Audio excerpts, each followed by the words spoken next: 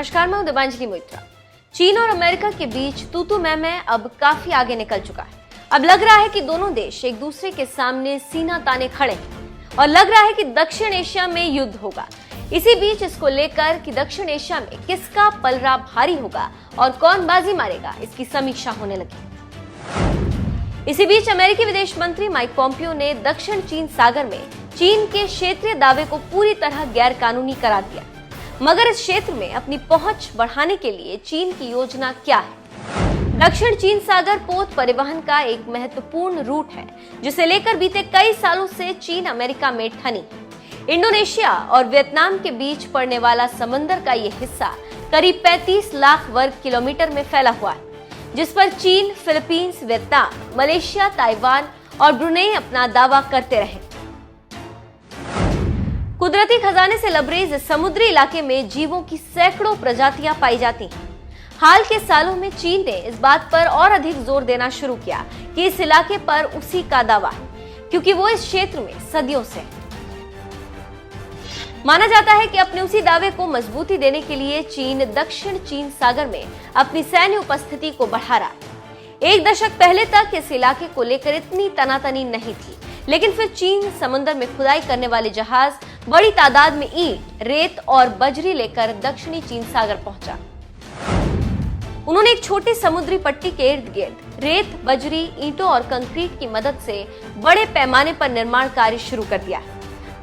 अमेरिकी Pacific command के पूर्व कमांडर ने the great wall of sand के रूप में इसका वर्णन करते हुए कहा था कि चीन ने समंदर में अपने क्षेत्र के चारों ओर एक सुरक्षात्मक रिंग तैयार कर लिया है, जो बहुत हद तक जमीन पर बनी दीवार जैसा है। लेकिन जब चीन और अमेरिका एक दूसरे के साथ व्यापार तेज कर रहे थे, तब भी दक्षिण चीन सागर जैसे मुद्दों पर कभी कभार तीखी बयानबाजी होती रही, पर दोनों देशों ने इस पर खुलकर मतभेद जाहिर नहीं किया।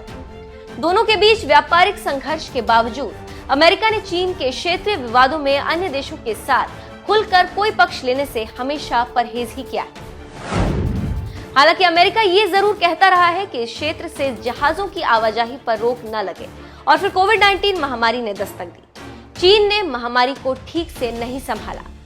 अमेरिका के नेतृत्व में चीन की यह आलोचना शुरू हुई, जिसने चीन को नाराज कर दिया।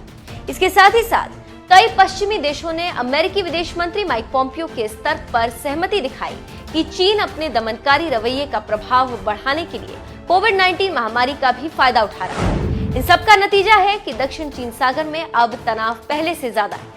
अप्रैल की शुरुआत में एक चीनी तटरक्षक पोत ने पैरासेल द्वीप समूह के निकट मछली पकड़ने वाले एक वियतनामी जहाज को टक्कर मारी और डुबा दिया। ये वो क्षेत्र है जिस पर चीन और वियतनाम दोनों अपना दावा करते हैं।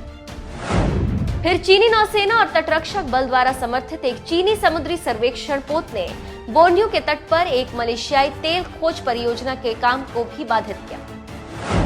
नतीजतन अमेरिकी नौसेना को एक युद्धपोत, जिसे एक ऑस्ट्रेलियाई युद्धक जहाज का समर्थन भी प्राप्त था, उन्हें इस इलाके में तैनात करना पड़ा। उसके बाद अमेरिका ने दो और बड़े युद्धपोत पैरासेल और स्प्रैटली द्वीप के पास तैनात कर दिए। हाल ही में चीन ने पैरासेल द्वीप समूह के आसपास का क्षेत्र नौसैनिक अभ्यास करने के लिए बंद कर दिया, जिस पर गुस्साए अमेरिका ने कहा कि विवाद न बढ़े। इसी बीच अमेरिकी नौसेना ने इस क्षेत्र में ज्वाइंट ऑपरेशन के लिए एक नहीं बल्कि 2 विमान वाहक युद्धपोत उतार दिए। इसके अलावा अमेरिकी वायुसेना ने स्ट्रैटेजिक बॉम्बिंग के मशहूर B-52 विमान भी इस क्षेत्र का चक्कर काटने के लिए भेजा। इसके बाद जैसे उम्मीद की गई थी, ठीक वैसा ही हुआ। चीन के सरकारी मीडिया ने इस पर कड़ी प्रतिक्रिया दी। अमेरिकी नौसेना के दक्षिण चीन सागर में उतरने का सबसे बड़ा खतरा यह है कि इन 2 प्रतिद्वंदी शक्तियों में शत्रुता और भी तेजी से बढ़ सकती, जिसके बीच कोई बड़ी घटना होने का भी खतरा है।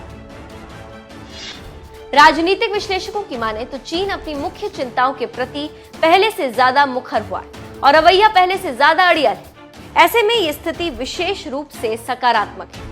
भारत के साथ हाल ही में अपने विवादित सीमा पर चीन ने घातक बल का प्रयोग किया। साथ ही हांगकांग में भी बलपूर्वक उसने राष्ट्रीय सुरक्षा कानून लागू किया। ऐसे में ये सवाल बनता है कि दक्षिण चीन सागर के मामले में चीन कितना शांत रह सकता है। चीन दक्षिण चीन सागर को अपने समुद्री क्षेत्र का एक महत्वपूर्ण हिस्सा मानता है। उसके लिए ये एक महत्वपूर्ण व्यापारिक रूट है और इसे चीन के उस सपने का हिस्सा भी समझा जाता है जिसे चीनी बेल्ट एंड रोड परियोजना का नाम दिया गया। चीन ने पहले दक्षिण चीन सागर में एक बंदरगाह बनाया था, फिर हवाई जहाजों के उतरने के लिए हवाई पट्टी में एक आर्टिफिशियल द्वीप तैयार करके उस पर सैनिक अड्डा बना लिया।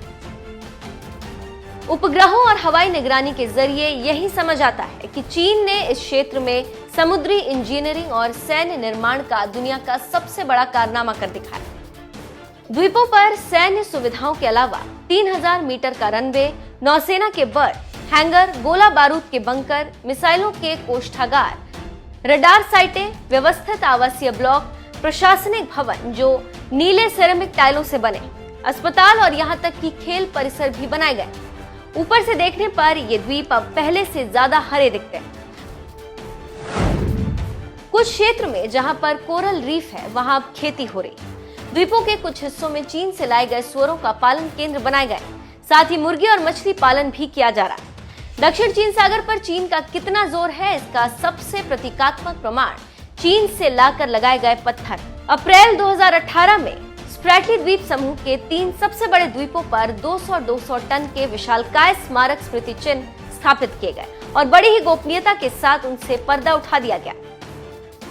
ताइशान की शिलाओं से निकाले गए और बड़े जहाजों के जरिए स्प्रैटली द्वीपों पर भेजे गए ये विशालकाय स्मारक स्मृति चिन्ह चीन के राष्ट्रपति शी जिनपिंग के चीनी कायाकल्प के सपने का प्रतीक बताए जाते हैं। अमेरिकी विदेश मंत्री माइक पॉम्पियो की ये घोषणा कि दक्षिणी चीन सागर में चीन के दावे पूरी तरह से गैर कानूनी है, ये सवाल खड़ा करता है कि अमेरिका आगे क्या करने के लिए तैयार है।